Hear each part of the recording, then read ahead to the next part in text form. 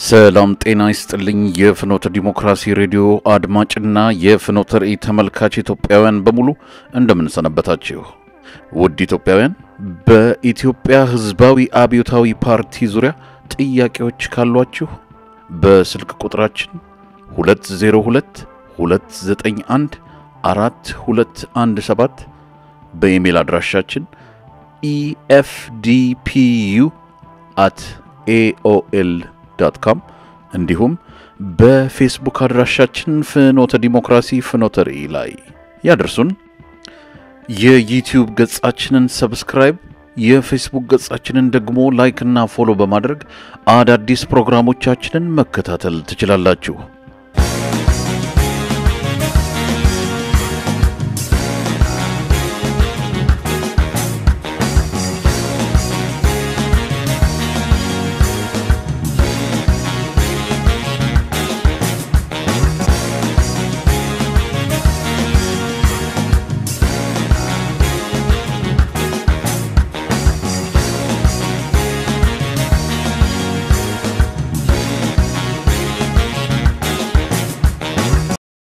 After Abiy Ahmed came to power, we have seen ethnic conflicts, for example, between the Oromo and the Somali region, and also massive displacement. Approximately about 3 million people were displaced from their homeland. But there are also a lot of chaos, for example, about the capital city of Addis Ababa and stuff like that. How can you relate all this, the ethnic conflicts? Well, the whole system of it's the one that was brought in by the TPLF, the Tigrayan People's Front, Liberation Front, under Meles Zenawi, which was ethnic federalism, dividing Ethiopia into 9 ethnic regions, so-called Bantustan type of things, called Kelil. And saying this in charge of this Kelil is a property of this ethnic group, and so the discrimination was there. The discrimination and the conflict was set up, was primed at the time of Meles himself. They primed it for an explosive situation to come like this.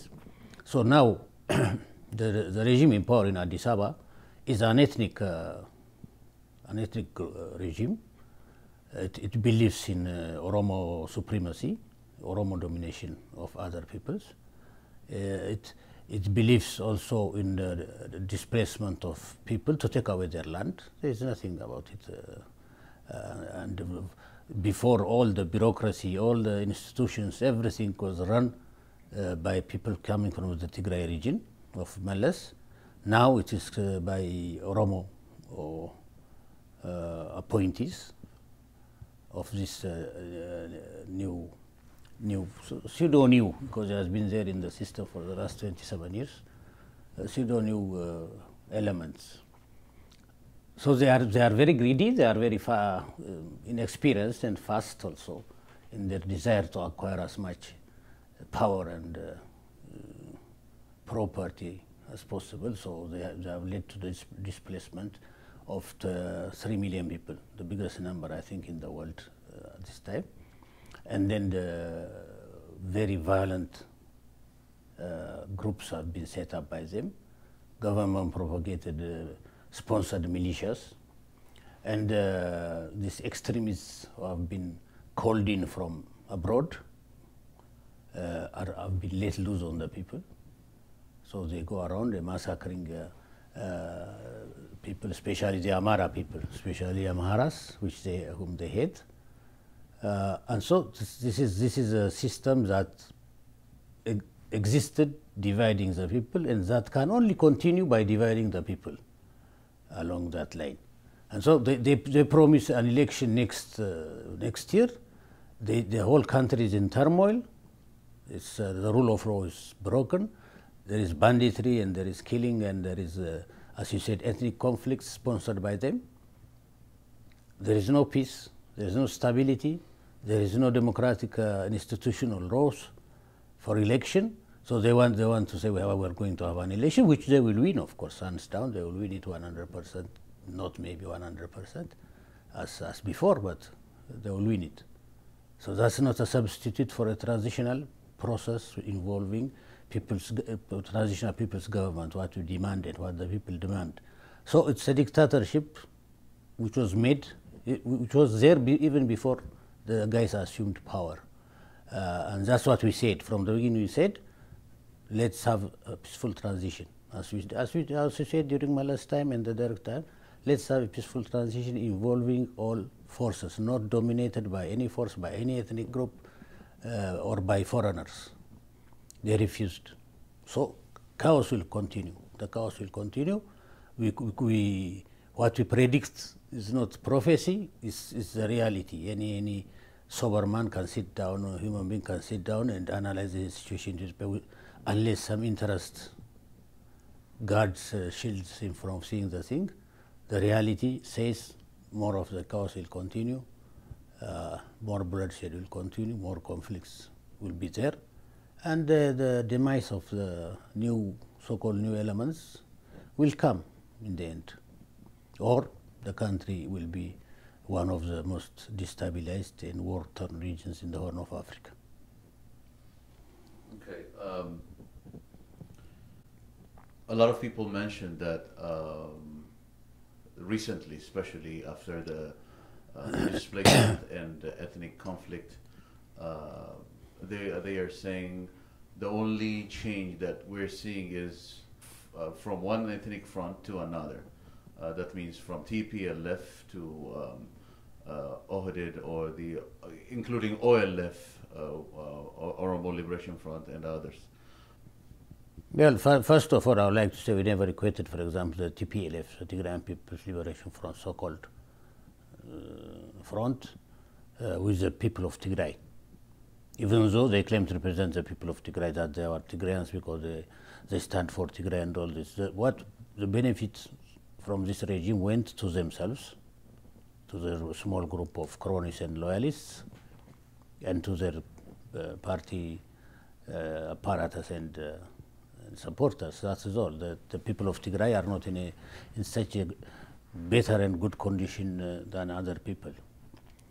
So we don't equate the present regime also with the people of the Oromo people. The Oromo people are different from this regime, and we don't equate the Oromo Liberation Front, which is a very isolated extremist group, which is now trying to establish itself in Ethiopia due to the sponsorship of the regime, which is an extension of the OLF actually, which is an extension of ethnic Oromo narrow nationalism. That is it. That has nothing to do with the people of Oromo as a whole. So there is a replacement of the EPRDF continues, this time with Oromo domination. Oromo elements dominate. The other time it was the Tigrayan elements who dominated. The Tigrayan element is still there, still holding very important reins of power still.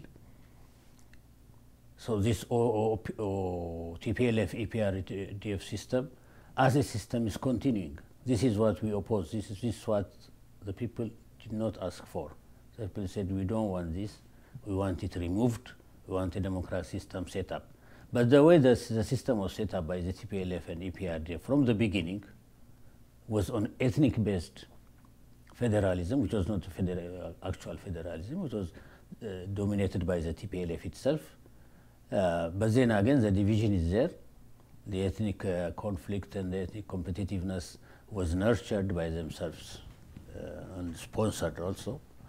And now it is exploding because there is a demand for change that has been going on, and this change has been denied. And so, as we have it, the narrow Oromo nationalists have the upper hand, and this nationalists being extremely anti-Amara, so they want to crush any resistance within the Amara people, and they move in that direction. That's why they went and attacked from Burayu to Legatafo to Wataye, all these places, killing innocent unarmed Amharas. And this action was supported. This action of the militia was supported by the regime's forces, which are now controlled by the narrow nationalist Oromo faction. That's what it is. Okay. We can say since Abiy came to power, a lot of orchestrated killings happened. For example, in Abiy Square, an engineer was killed. A journalist also went to Ethiopia from United States, and he was killed. And other orchestrated killings, including the general that they claim he was attempting a coup d'etat. We discussed that about 3 million internal people displacement. Bank robberies, about 20 banks were robbed by the Oromo supported groups. They started arresting journalists, even those who supported Abiy Ahmed when he came to power. But on the other side also, EPRP have members that have been in prison for the last 29 years. On the whole, what could be the solution today, in general, for the people of Ethiopia? Well, this what we see now is what we predicted before, not as a prophecy, but as a reality that is bound to happen.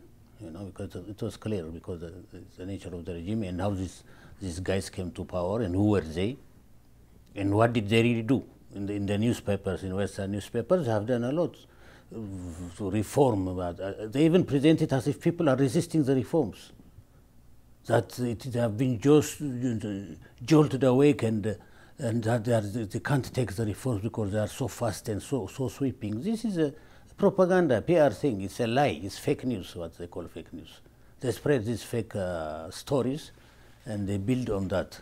But otherwise, in the reality of Ethiopia, the change has to come in the real sense, on the ground. What is the change that has to come? The ethnic federalism structure and the constitution of the TPLF, on which people never participated, never said a word.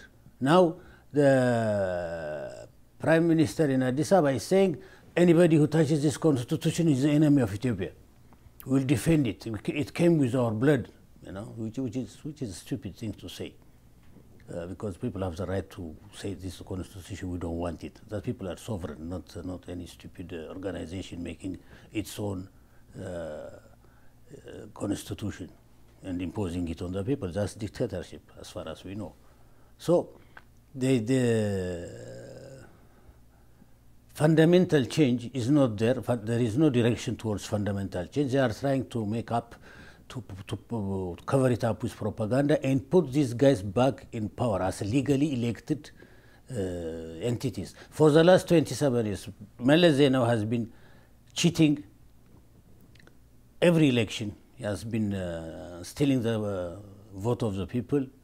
He has been continuing with the dictatorship, and they were saying the economy is developing 12%. Meles is supported by the people, and all this. They are not ashamed. They are still continuing this kind of propaganda, where there is nothing positive to speak of. What did he do? Has he raised the constitution? Has been changed? No. The laws that made people suffer, are they changed? No. The setup, all this setup, ethnic setup, and this has been ended? No.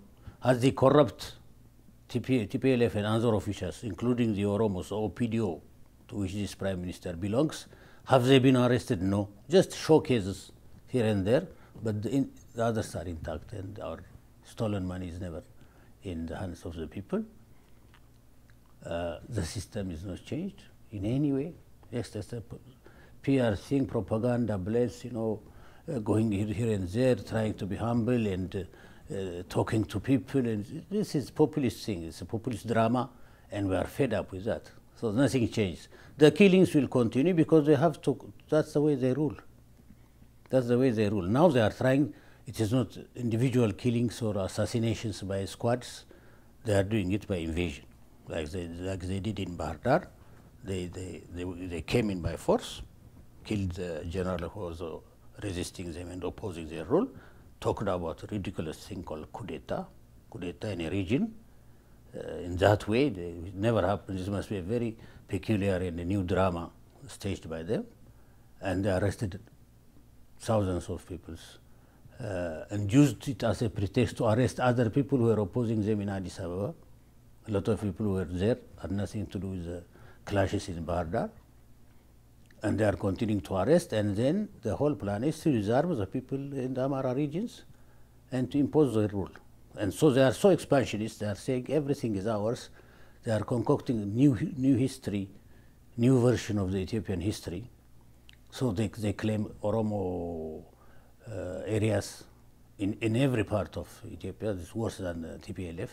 So Addis Ababa, they say, no, it's not Addis Ababa, it's Finfinne. All those who are in Addis Ababa are Revis, are foreigners who came from other areas, you know.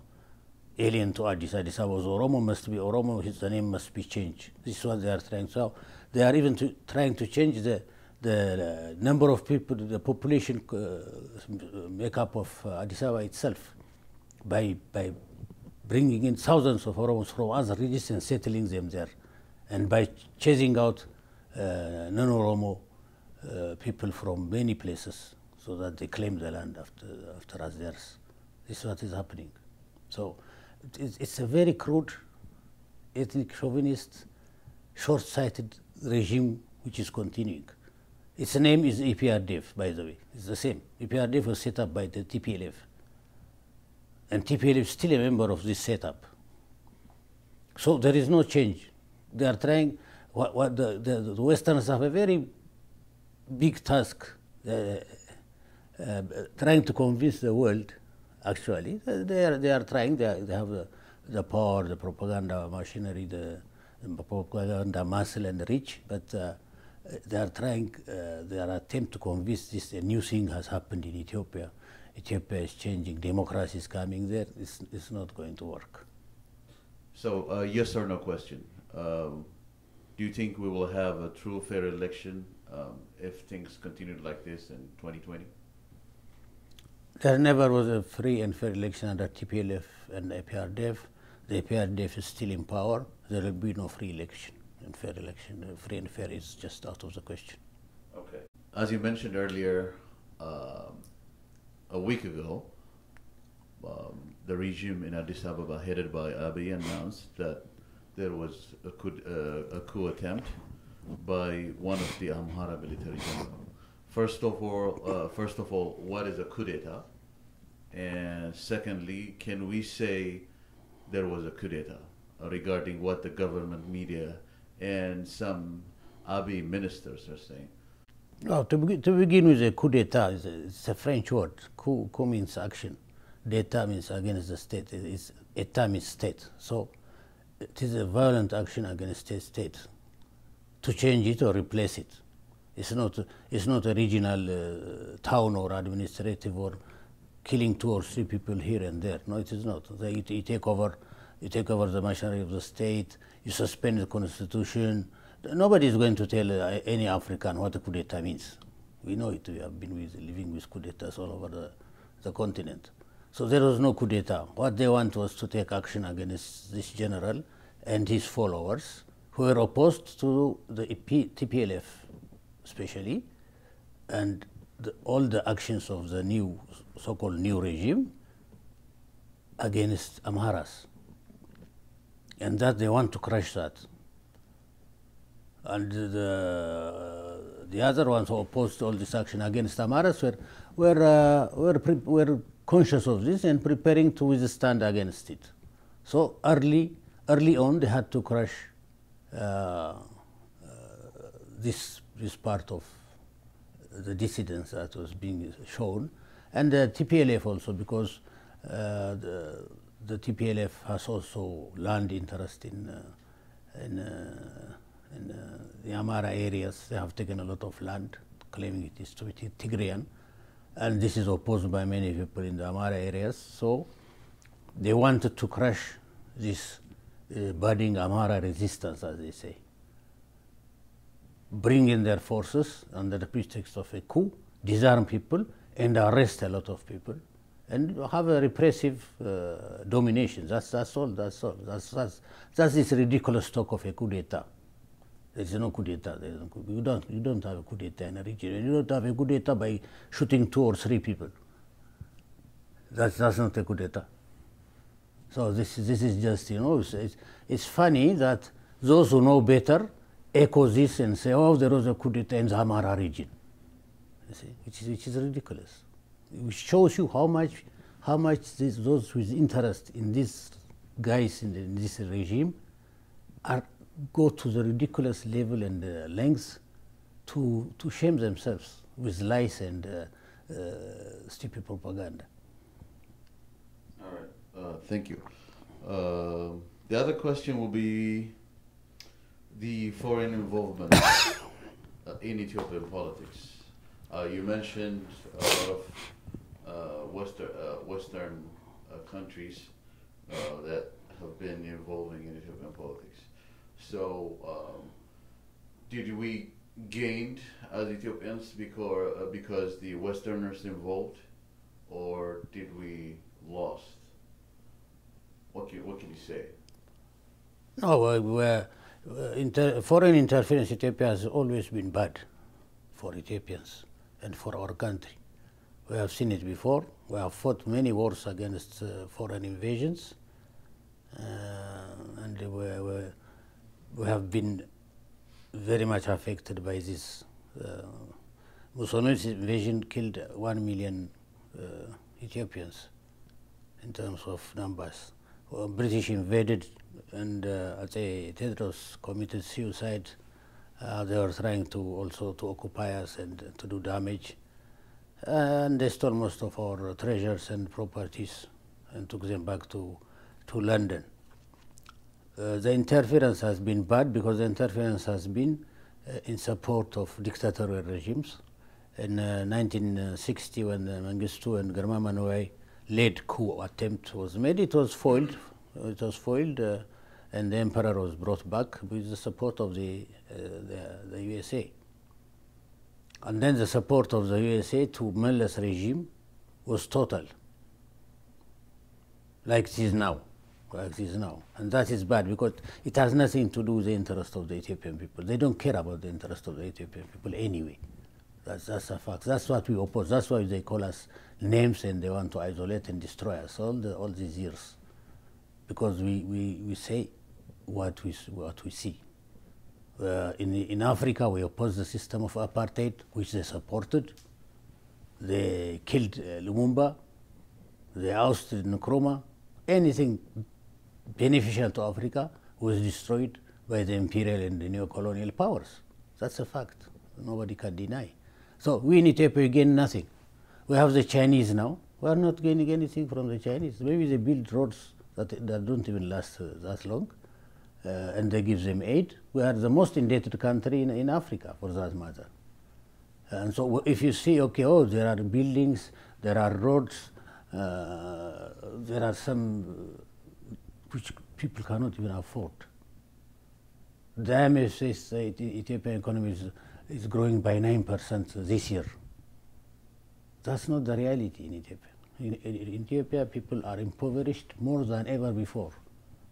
The cost of living is so high that you cannot imagine how people survive day in and day out.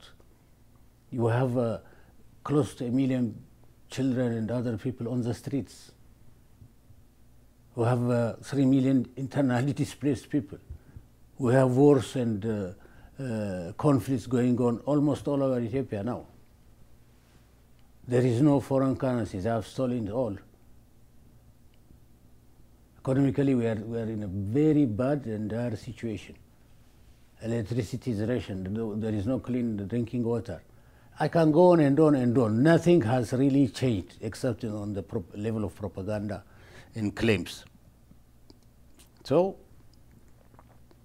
what will happen is very clear. If they continue along this way, there will be ruin, there will be war, there will be destruction, there will be destabilization of the Horn of Africa. Because Ethiopia is more than 100 million people.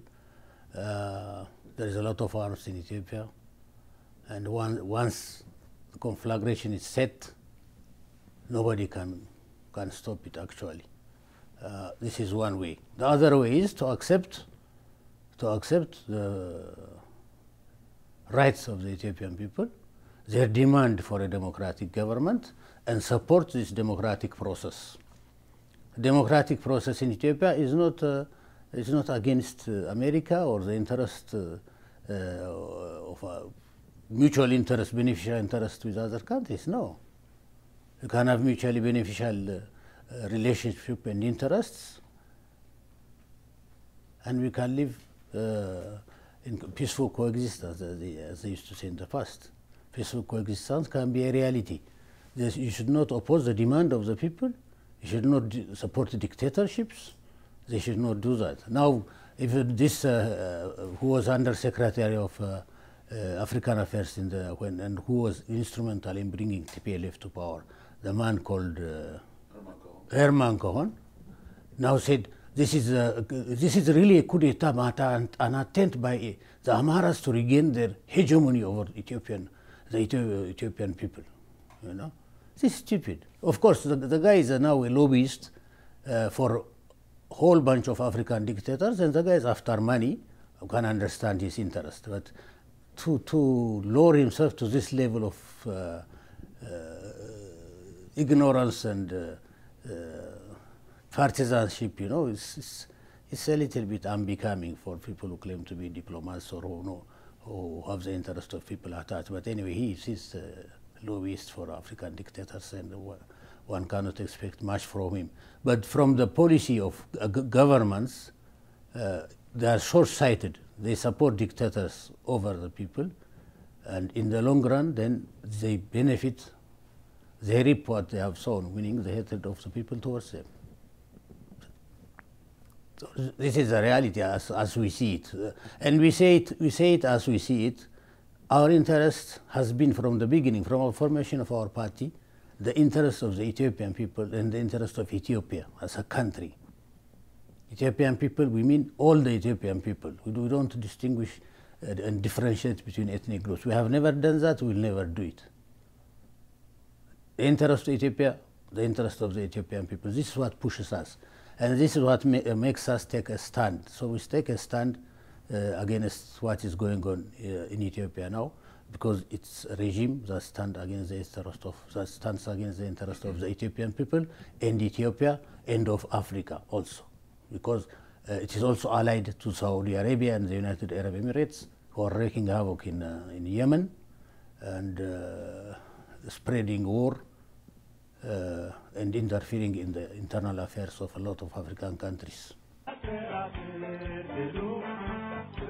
ውድ የፍኖተ ርዕይና የፍኖተ ዴሞክራሲ ፕሮግራም ተከታታዮች ልሳናችንን በገንዘብ መርዳት የምትፈልጉ ዌብሳይታችን ላይ www.finote.org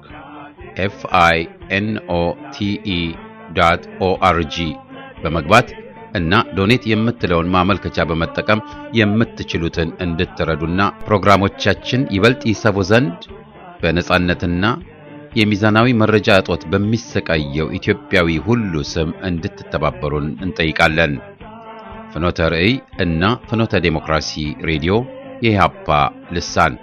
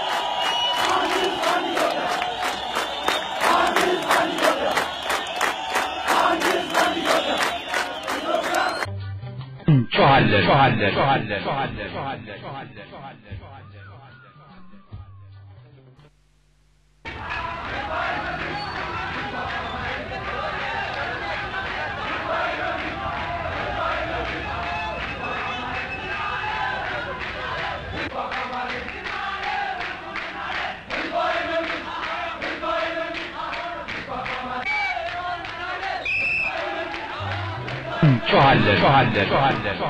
የሽግግር መንግስት ልናቋቁም ነው ወይንስ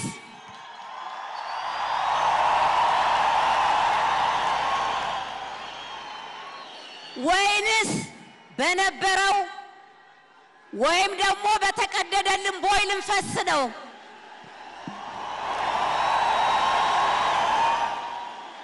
ሕዋሳችን በድኖ እስትንፋሳችን እስኪገታ ሕያው አካል ምስጥ በልቶት እስኪዋጥ በዝምታ ልሳን ሸረሪት አድርቶበት ሕያውነቱ እስኪያከትም ትንታግ እሳት እስኪስለመለም ነበልባሉ እስኪጨልም እንጮኻለን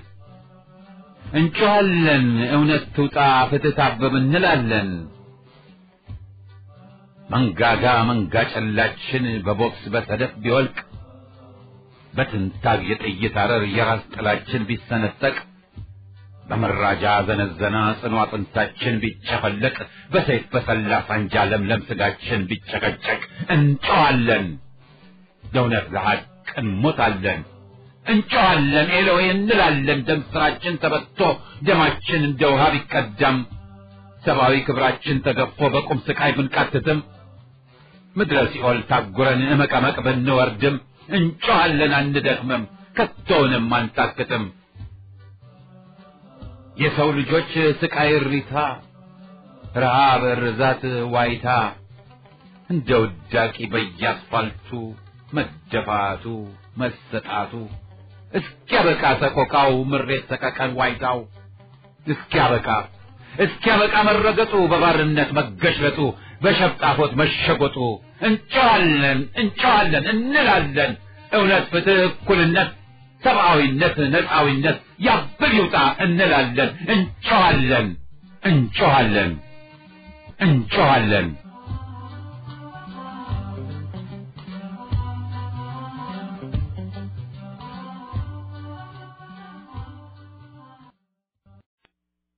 All right, since you mentioned Herman Cajon, let me state whatever he mentioned in his Twitter page.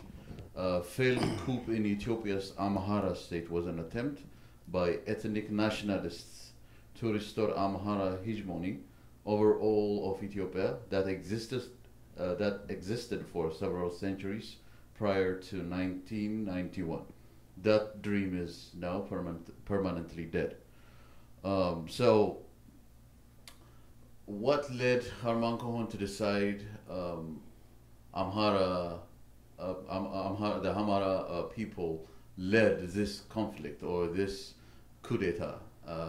And secondly, do you believe that he really understands Ethiopian history to mention that the Amhara people were trying to, take power and oppress the rest of ethnic groups? Well, as I said before, Herman Cajon was an American State Department official. I think during the Clinton time or one of those periods. But he was instrumental in bringing the TPLF to power. So he was against Amharas, against Ethiopians as a whole, because he was championing these groups, ethnic movements, and trying to bring them to power. So he has to echo and copy and repeat their narration, which was against Amhara domination, and which is falsified history by most standards. So he's repeating that. Nowadays it's a matter of money. Herman Cajon doesn't know Ethiopia, but he knows where the money comes from. He knows his interest. He's a lobbyist. So where the money comes from, he knows it. And he knows that what should be supported is the regime in power. Maybe he has become a lobbyist for them. I have no information to that level, to that thing, but he will echo the official policy, because he's defending dictators in Africa who are anti-democratic as democratic. So the guy has no sense of balance and neutrality and objectivity. He's not objective. He just goes where the money comes from. That's all. So I don't consider him of any importance and relevance.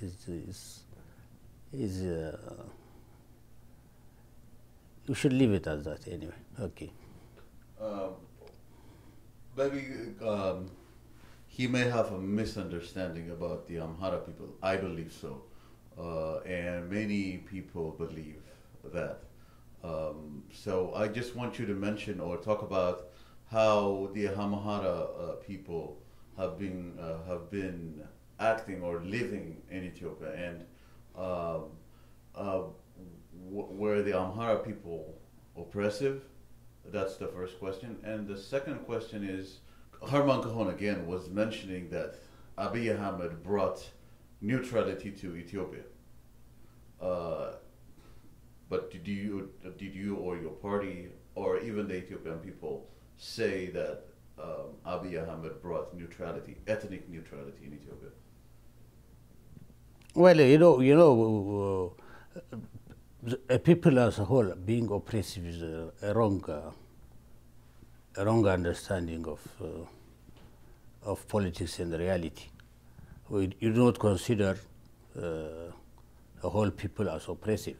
For example, if we oppose the policies of the American administration, it doesn't mean we hate the American people or oppose the American people or consider them as the people as a whole enemies of the world or of other peoples. So we distinguish between those in power, those who are doing things to other people or to other countries, and the people as a whole. People as a whole are peace-loving and fraternal and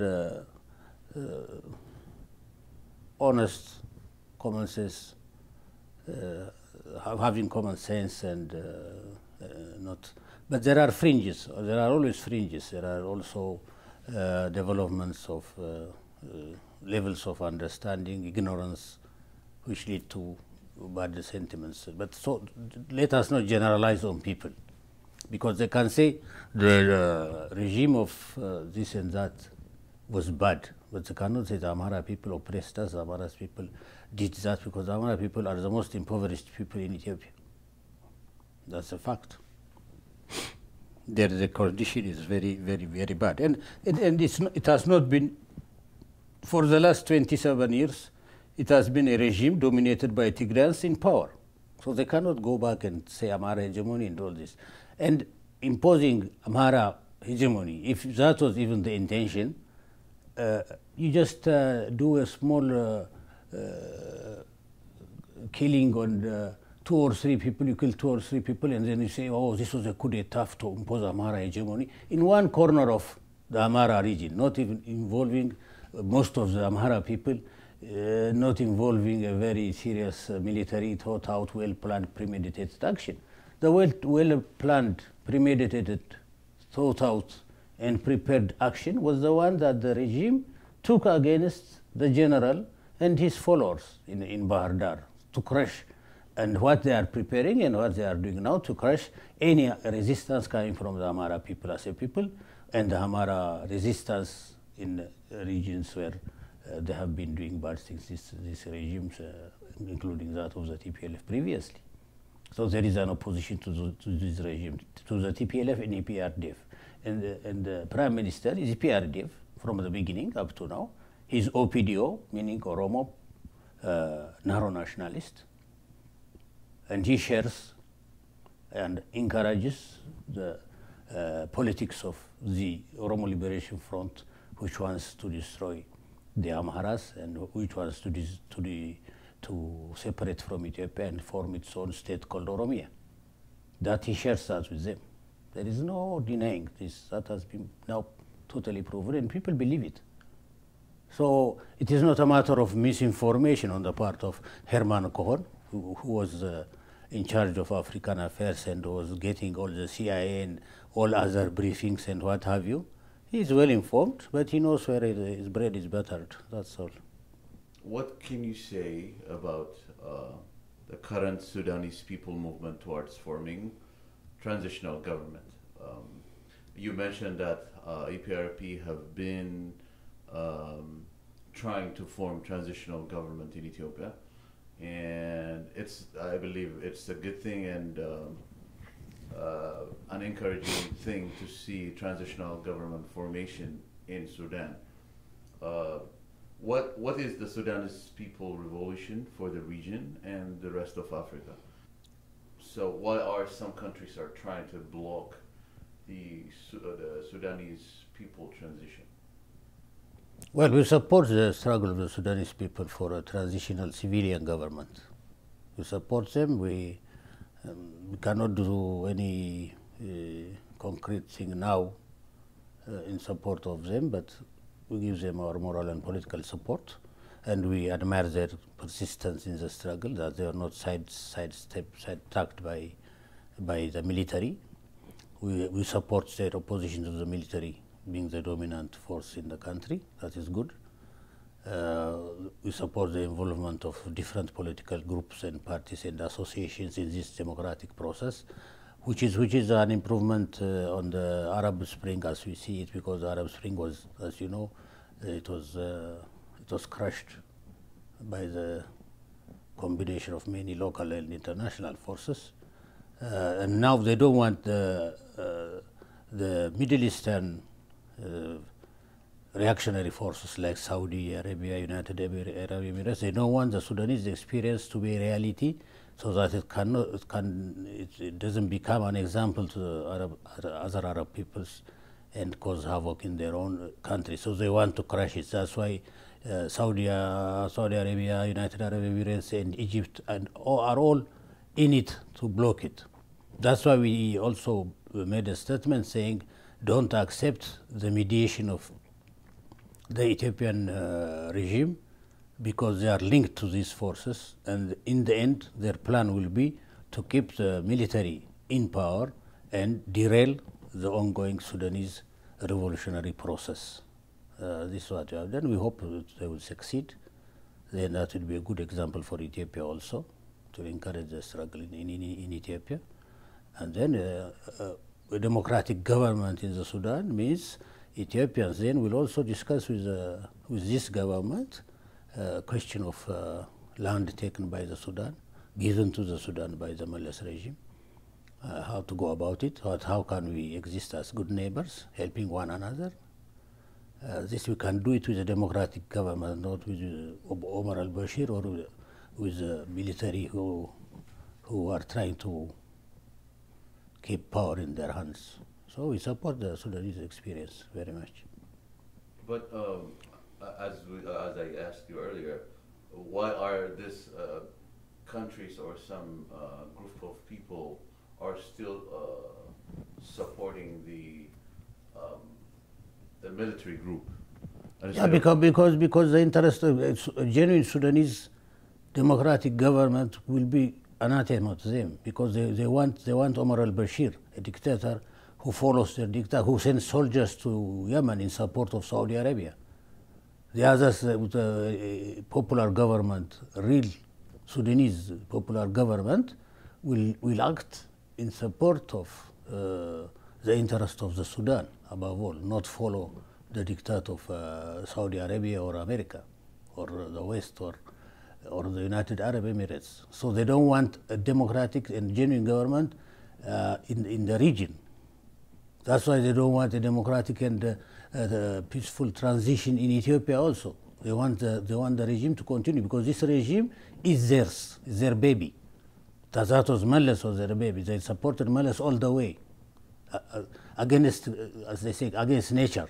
They supported him. He was a dictator, he was a ruthless dictator, he was ethnic chauvinist, he has thousands of political prisoners, no human rights, and they still backed him to the hilt. So that's what they want. Not a genuine popular government is for them an anathema. They don't want it at all. Okay. Let's talk about United States of America. A lot of Ethiopian people are accusing USA for not standing with the people. A lot of people mention that USA really doesn't know how to choose political allies, or USA's deliberately form interaction with government bodies just for the sake of economical and political benefits around the area. What measures do you think USA should take about it? And also, why do you think American administration supports dictatorship in Ethiopia and the region? No, we cannot blame the USA for pursuing what it deems is its national interest. That's what the government does. It tries to keep the national interest of its own country, not the interest of Ethiopia. We don't want them to be concerned about Ethiopia. We are not for them. Their concern, the primary concern, is what they consider their national interest as Americans. So that's not where the problem lies. The problem lies in the fact that what they consider as their national interest is going always contrary to the interest of the Ethiopian people. Their support to dictators is because those dictators serve them. That's what they think. So talks about human rights, about being democratic, about being humane and all that, it's all talk. France calls itself the land of exile, political exiles. It's deporting so many Africans back to their countries and even to other countries that all this becomes fake. But that's what they say, that's what the image they present. France is saying, for example, saying I'm helping African countries in West Africa and invading them and all that in the interest of the democracy, to keep the national unity. It's not. It's to keep French interest in Africa, which is not good, which is contrary to the people's, what these countries are doing to us, to Africans, is not proper, is not beneficial to us. It's not. That's why we oppose their interference all the time, because it's bad interference. We are not being anti-American. We are saying it's not good for Ethiopia. What you are doing in Ethiopia is not good for our interest. Now they picked up these fellows, brought them to power, and they are supporting them with money, with advisors, with propaganda. And these fellows in power are contrary. They stand contrary to the interest of the Ethiopian people. They are ethnic, narrow nationalists. Just because they say we are for capitalism and would privatize even the Ethiopian Airlines, we will open up the economy for your interest, does not mean that they are really good, because there is also behind the scene competition between America and China. So we don't want to be a pawn in that squabble, you know. So we not support dictators, not to act against the interests of the Ethiopian people, while they pursue their own national interests, as they should be, but not against us, but not on us also. That's what we say. So, Ato Eyasu Alemayehu, do you believe, or does EPRP still believe in socialism as a good way to take Ethiopia forward? Well, ideologically, we have gone through a lot of processes as we gained experience and as the situation changed and all that. But what we stood for is for the interests of the vast majority of people, the downtrodden, the oppressed, the working people. And that is still true with in our stand. We don't want the majority to be exploited by the few. So that's politically, we are more social democratic options.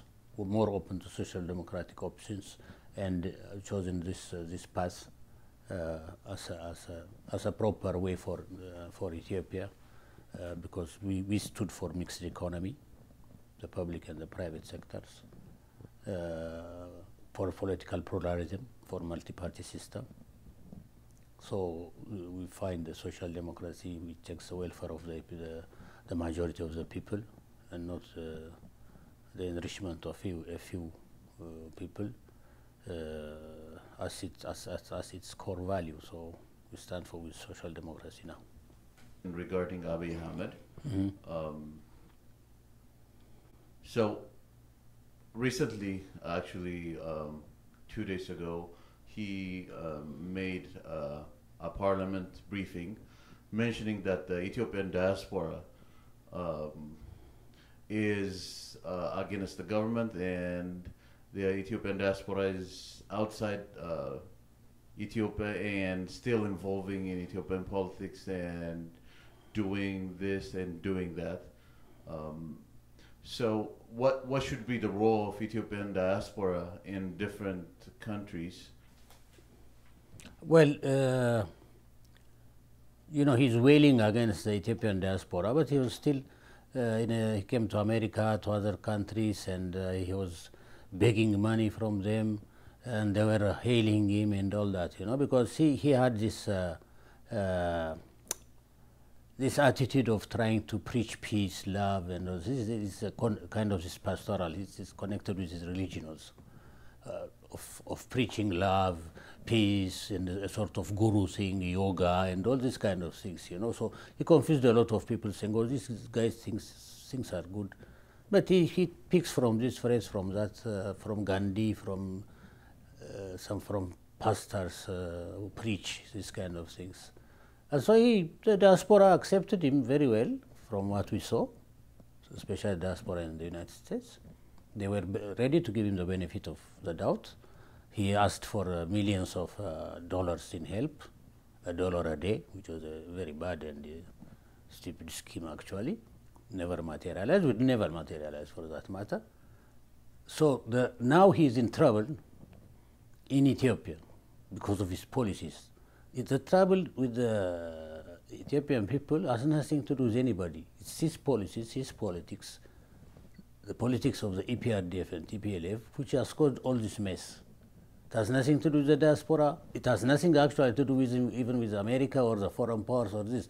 That they took advantage of it to their own benefits. It's their own thing. What we blame, who do we blame? We blame ourselves. As I tried to say, comparing ourselves to the Sudanese were also to be, their struggle was going to be hijacked, but they said no. They continued up to now. It may still be hijacked in the future with force and other things. We'll see. But they said no, and they persisted. We let them hijack our struggle ourselves. So who is to blame? We Ethiopians are to blame first of all. But the person now. What is happening in Ethiopia is not the problem of the diaspora. The diaspora actually, money sent by the diaspora has been very important part of the national budget for the last 30 years. And for this prime minister, they gave him the benefit of the doubt. Many hailed him. They believed all his talk of love and reform of Ethiopia, which is actually not his belief in practical terms, as we see now. So he can't blame the diaspora. And he plays the same song of previous regimes. He says, oh, this diaspora, they are very comfortable in their villas, they are eating hamburgers and trying to cause problems for the poor people. It's stale. It's a very stale propaganda. There is no novelty in it. There is no truth in it. So now that he's in problem, he's trying to export the problem to the diaspora, saying those outside are trying to disturb us. Actually, those who were outside him, he brought in, like the OLF, are the ones disrupting the whole country. That's he's doing. It's not the diaspora, which the diaspora now starts to say, no, there are things things are going bad. The regime is against people, against the whole people, and especially against the Amara people. That's the reality. It's not the diaspora which created it. So he's wailing, he's crying, clutching this, clutching that, and in a desperate situation. He's becoming very arrogant and insulting. That shows desperation and failure. It doesn't show confidence and growing popular support. Okay. What do you want the international community should think about Ethiopia Ethiopia's current situation, and also your party, because we witnessed a lot of media have been ignoring EPRP for years. For instance, VOA, German radio Deutsche Welle, and all that have been denying and ignoring this party while the party was exposing what have been done in Ethiopia. No, we don't expect anything from the international thing. But take African Union. It talks about the Sudan, about civil transition, handing over power to the civilians, telling the military. Right there, it's in Addis, where worse things are happening, and they never open their mouths on anything. So we don't think there is anything coming from them or from other such sources, because the interest of Ethiopia is not their interest, or they are afraid of the regime, or their masters tell them not to say anything about what is going on in Ethiopia. What is going on in Ethiopia is not broadcast, is not propagated in many places. It's not only against us or against this, but since the regime they support is odious, is not presentable, so they don't talk about it. Not many people were able to know that there were so many political prisoners. There are still so many political prisoners in Ethiopia, thousands, which is ignored. They will not talk about it. The repression in the Amara areas, they say it's a coup d'etat. They echo the government. Otherwise, they don't even mention it. Ignoring us, etc., we accept it because we understand it. Voice of America is the voice of America. It's not the voice of Ethiopia. It's run by the State Department as a propaganda piece for American policies and American stance and political ideology. So what the order they get is that not to undermine the regime. They have done so much to put in place, or they have sent advisors to keep it going, give it money and all that, and all of a sudden you propagate against it. It's not good. So they should ignore such things. They will ignore such things. So what we expect from them, if we expect anything at all, is to call for a democratic transition in Ethiopia. Not to hail the coming elections are going to be very wonderful and all that. That's propaganda of theirs, which is bad from the beginning, from get-go. Let them support the democratic transition that people are demanding. Let them not stand with the dictators. That's what we will tell them. That's what we should tell them if they want to listen. But if prejudice and very narrow and dangerous national interests close their eyes and their conscience, then we can do nothing about it. On our part, we will continue to struggle, to fight, to remove the TPLF-EPRDF system out of Ethiopia, and to have a democratic transition in Ethiopia. It may be achieved. Certainly we hope it will be achieved. Otherwise the alternative is chaos. They will not have a peaceful Ethiopia which will serve them. They will have a very destabilized Ethiopia, and maybe worse. And then they will regret it, but it will be too late. So we just call on the people to continue the struggle for Ethiopia. Ethiopian people for Ethiopia? Yeah. Okay. All right. Mr. Eyasu Alemayehu, author and founder of the Ethiopian People Revolutionary Party, thank you for dedicating your time to explain some of the matters about the current issues in Ethiopia. Thank you very much. Thank you for having me. All right.